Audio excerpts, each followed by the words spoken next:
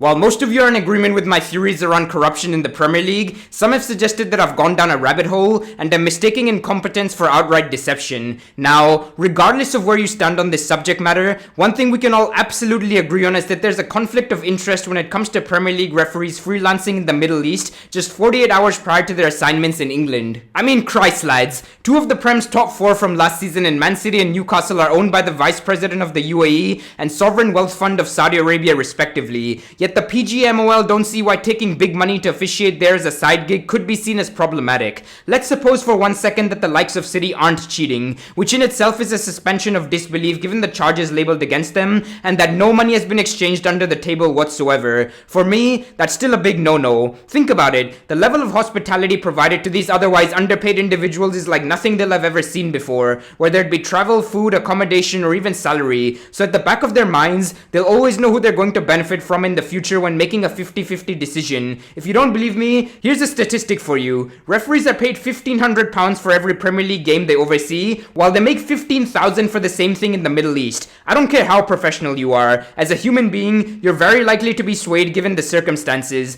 whether consciously or subconsciously. Believe it or not, Howard Webb has stated that the purpose of these trips is to help give referees experience, even though in reality it's adding to an already tight schedule workload-wise in a league that doesn't even have a patch on the Prem in terms of the speed of the game. So you can file that claim right into the bullshit cabinet. Now, self-proclaimed Newcastle United supporter Michael Oliver took charge of Arsenal against City right after overseeing a UAE Pro League game, and made what can only be described as a couple of shocking decisions not to send Kovacic off. The first foul should have been a red, and the second was a stonewall yellow all day long, yet City finished the game with 11 men. Thankfully, justice was served in some ways with Arsenal's deflected winner, but it does make you wonder how much longer this shit is going to be going on for. Even Dermot Gallagher, who generally does all he can to protect his mates on the telly, says he couldn't believe Kovacic wasn't sent off. Whether you think I'm right or wrong, let me know in the comments down below, because I'm really interested to see where people stand on all of this. Cheers, and I'll catch you in the next one. Peace.